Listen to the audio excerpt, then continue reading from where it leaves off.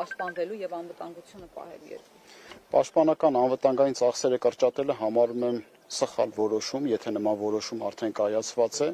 Ընդհակառակը, ես կարծում եմ, որ Հայաստանի Հանրապետությունը երկստանդարտ կենցաղով պետք է ապրի, յուրաքանչյուրս պետք է խաղաղության եւ պատերազմի հարացույցը նկատի ունենանք, անգամ մասնագիտացումների առումով։ Բայց ինչ վերաբերում է ժամկետային զինծառայության բարեփոխումներին կապված տարիների կրճատման, ենթադրենք, եթե դառնա անգամ 1 տարի, ես դա չեմ համարում, որ խնդիր կառաջացնի, ավելի լավ կլինի, որ համատարած ծառայություն լինի, բոլորը ծառայեն անխտիր, բայց 1 տարին կարծում եմ բավարար կլինի այն պայմաններում, եթե մարդը մինչև 55 տարեկան զինված ուժերի հետ իր կապը շարունակի պահպանել, 1 տարի ծառայությունից հետո, ենթադրենք 1 տարի հանգստի շրջան անցնելուց հետո, պարբերական հավաքների մասնակցի, երկամսյա, մեկամսյա, անդադիր մարտական պատրաստվածության մակարդակը բարձր լինի եւ այլն։ Պարտության համար ով է մեղավոր պատերազմի պայմաններում։ Անկեղծ ասած, ես մի քիչ այդ պարտություն եզրն էլ որպես այդպեսին չեմ ընդունում, որովհետեւ պատերազմը կանգնեցվեց եւ ինչ տեղի կունենար, ինչ կլիներ, եթե պատերազմը շարունակվեր մինչեւ հունվար, երբ որ ցրտերը սկսեին, մենք գիտենք, որ ադրբեջանական զինված ուժերը արդեն իրենց կենտրոններից բավականաչափ հեռավորության վրա էին, լոգիստիկ խնդիրներ էր ի հայտ գալու նրանց կենսամակարդակը պահելու համար ռազմաճակատում։ Ձմեռային մարտ մղելու պարագայում, առավել եւս այն պարագայում, երբ ինտենսիվությունը մարտական գործողությունների զգալի նվազել էր, հարցերի տեղիք է տալիս, առավել եւս մի մարդու մոտ, ով իր աչքերով է տեսել հենց առաջնագծում, որը չի շոշափել պարտությունը։ Ես չեմ տեսել պարտությունը առաջնագծում։ Ո՞նց պարտվեցին։ Դե դրա համար եմ ասում, պարտություն եզր ինձ համար բացատրելի չի։ Մենք չենք պարտվել, այսինքն։ Անկեղծ ասած, չէ, բառախաղի մեջ չենք մտնում, որտեղ քաղաքականության մեջ եւ քաղաքագիտության մեջ յուրաքանչյուր բառ հույժ կարևոր է, անգամ հոմանիշներով փոփոխելիս կարող է իմաստազուրկ դառնալ։ Աշխարհ քաղաքական Փաշինյանն ասում էր, մենք մեզ չպիտի պարտված համարենք։ Գիտեք, համարելն ու կապիտալիզացիան ուրիշ բան է։ Ես պարտության մասին խոսում եմ այն պարագան, երբ որ պարտությունը փորձում են կապիտալացնել եւ պարտադրել քեզ։ Պայմանավորել քաղաքականությունը, պայմանավորել մոտեցումները, պայմանավորել ընթացքը։ Բայց եթե պարտությունը չի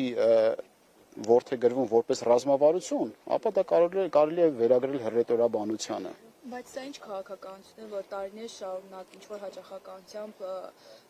հայրենիքի մի տարածքի համար պայքարում են մարդիկ, հետո այդ տարածքը, այսպես ասած, կորցնում է։ Դա ինչպես կորցնում, ասում են Ադրբեջանի մասին։ Ինձ համար Արցախի ազգաբնակչության իրավունքները գերակա նշանակություն ունեն։ Եվ կոնկրետ ինձ համար, ես համարում եմ, որ եթե մենք ուրացանք հայ ժողովրդի ինչ-որ մի հատվածի բնական իրավունքներին, այսինքն իրենց պապենական բնորանում ազատ անկաշկանդ ապրելու իրավունքից, մենք Պանդորայի արկղ կբացենք եւ չես կարող ասել, թե ինչ պատուհասներ ի հայտ կգան։ Ի վերջո, եկեք հասկանանք մի բան, որ մեր թշնամին 100-ամյա ռազմավարություն է իրագործում։ Այդ իրենց կողմից չարչրկված Զանգեզուրի Միջանցք կոչեցյալը դեռևս Աթաթուրք Լենին պայմանավորվածություններով պայմանավորված է եղել, երբ որ Նախիջևանը պոկեցին մեզանից, Լեռնային Ղարաբաղը պոկեցին, Գարեգի Նժդեհի սխրանքով պահպանվեց Զանգեզուրը, իսկ ընդ որում Զանգեզուրը դա հայկական բառ է, մենք մեր տոպոնիմներին էլ չենք կարողանում տեր կանգնել, թուրքը թուրքիֆիկացնում է։ Հիմա պոկեցին, թե տվեցին։ Լեռնային Ղարաբաղը նկատի ունեք։ Գիտեք, որպես քաղաքական գործիչ իրավունք չունեմ ես հստակ դիրքորոշումս ասելու, ես համարում եմ, որ շատ բան է պարզվելու ապագայում, շատ բան է պարզվելու, ես չգիտեմ մանրամասների տեղյակ չեմ պոկեցին, թե տվեցին, համենայն դեպս ես որպես մարտական գործողությունների մասնակից գետնի վրա իմ պարտությունը չեմ տեսել, մեզ ոչ թե եկավ թշնամին ջարդեց շպրտեց դուրս, այլ կորպուսի հրամանով մեր գունդը դուրս եկավ այդ տարածքից։ Այսինքն նահանջի հրամանը եկել դուրս եք եկել։ Դուրս ենք եկել, այո, բայց ոչ թե եկան, մենք էլ ցակուցրիվ եղած, փախչում էինք, այդպեսի բան չկար։ Իսկ ներողն է, Սասուն Միքայելյանը, ԵԿՄ նախագահ, հայտարարեց լրագրողների հետ զրույցում, որ պարտվել են, որտեղ բանակ չի եղել, պարտվել են, որտեղ Վազգեն Սարգսյանից հետո նորմալ բանակին տեր չեն կանգնել եւ այլն, այդպես է եղել իրականում, որովհետեւ մեզ ուրիշ բան էին։ Ոչ, բանակ եղել է, պարզապես այն բանակ այն զինված ուժերը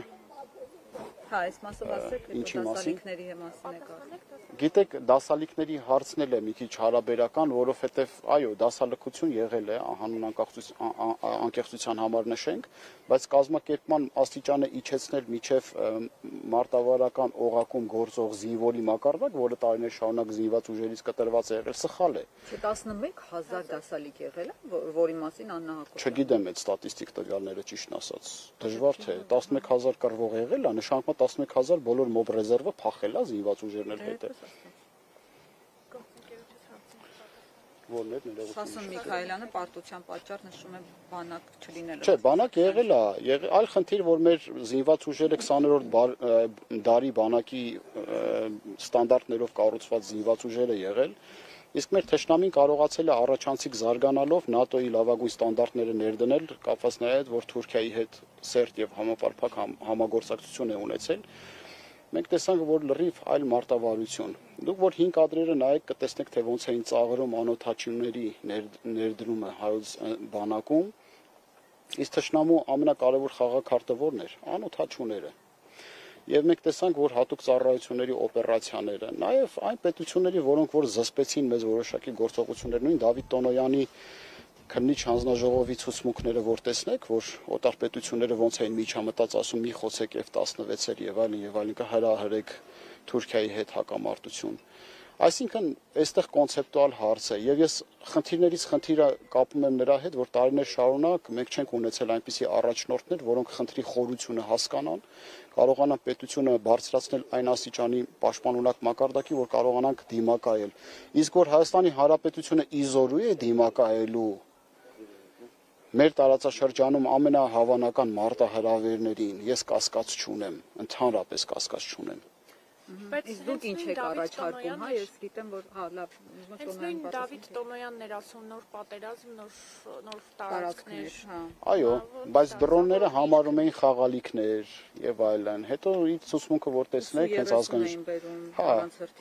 ազգային ժողովում տված իր ցուցմունքներում ինչ ասեց, որ F-16-ը փաստորեն Եվլախի կողմերից բարձրացել խոցել է մեր դիրքերը, մեր զինված ուժերը, հակառակ process-ը տեղի չի ունեցել։ Իսկ զինված ուժերի գլխավոր շահադրթումը պետքա լինի պատերազմում ինքնաիրացվելը։ Եթե պատերազմը լինում զինված ուժերը ամեն մեթոդ պետքա կիրառի հաղթանակի համար, առանց կաշկանդված համարելու իրեն որևէ օպերացիա իրականացնելու թշնամու տարածքների խորքում անգամ։ Մոտեցումների խնդիր կա, ես համարում եմ ոչ պրոֆեսիոնալիզմը քանդեց այն պաշտպանական հնարավորությունները, որը մենք ունեինք։ Ոչ պրոֆեսիոնալիզմը ծնում է հանցագործությունների շարք, հետո սկսում են բացատրել, թե ինչի սա, ասենց չի եղել, նա անենց չի եղել։ Գեղարքունիքի Վայոց ձորի ջերմուկի տարածքներից Հայաստանի Հանրապետության սուվերեն տարածքների օկուպացումը։ Ոչ պրոֆեսիոնալիզմի, այո։ Ես կարծում եմ, որ Հայաստանի Հանրապետության ռազմաքաղաքական ղեկավարությունը, որը հիմա ամպագորգոր խոսում է, թե միևնույն է, այսպես պետքա լիներ, այստեղ օրինաչափ հարց է առաջանում քաղաքացիների եւ քաղաքական գործիչների մոտ։ Եթե գիտեիք, որ պետք է այսպես լիներ, Սյունիքի պաշտպանական անվտանգային գոտին ինչի սկսեց կառուցվել 20 թվականի պատերազմից հետո։ 500 կիլոմետր տարածքի վրա ինչի ինժեներական աշխատանքներ չէի կարել։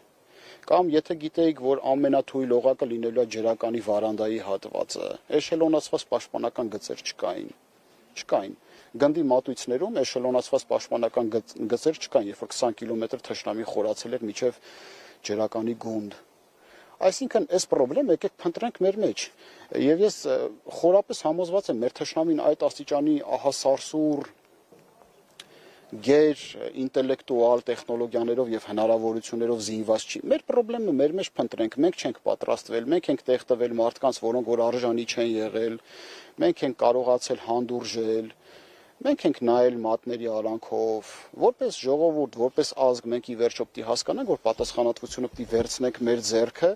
մեր մեջից լավագույններին առաջ ճանապարհենք, տանք, հնարավորություններ տանք։ Ես այդ գիտակցումը ունեմ, դրա համար էլ մեր կուսակցության անունը շնորհապետական է, որ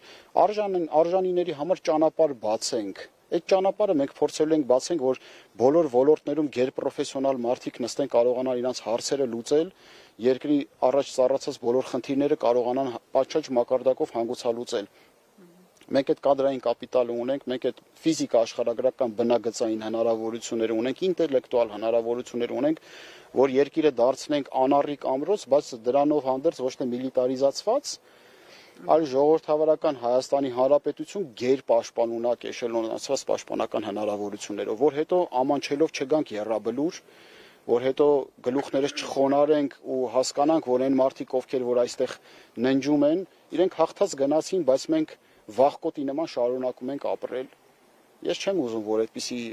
գիտակցում ունենանք մենք իբրև ժողովուրդ, որտեղ հայ ժողովուրդը հերոսական է։ Առաջիկայում դուք ինչ անելիքներ ունեք, որտեղ ասացիք, որ ծրագրեր ունեք իրականացնել։ Ծրագրեր կա, առաջիկայում ցանկանում եմ Հայաստանի Հանրապետության Պաշտպանության ֆորում հրավիրել, տարբեր ուժերով պայմանավորված, այդ ֆորումի վերջնարդյունքում կհասկանանք ինչ պայմանավորվածությունների կգանք, որ մարդիկ հասկանան, որ մեր երկիրը անտեր չի, որ մենք շահառու ենք եւ պաշտպանելու ենք մեր Հայաստանի Հանրապետությունը ամեն կերպ, որտեղ մենք, եթե Աստծո կամոք ծնվել ենք հայ, պետք է կարողանանք մեր հայ լինելու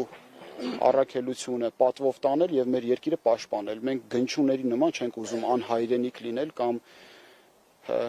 հոսող մենթալիտետով ինչ-որ պետականություն, որը որ կմերվի այս կամ այն հանգամանքներին։ Շնորհակալ եմ։ Ես եմ շնորհակալ։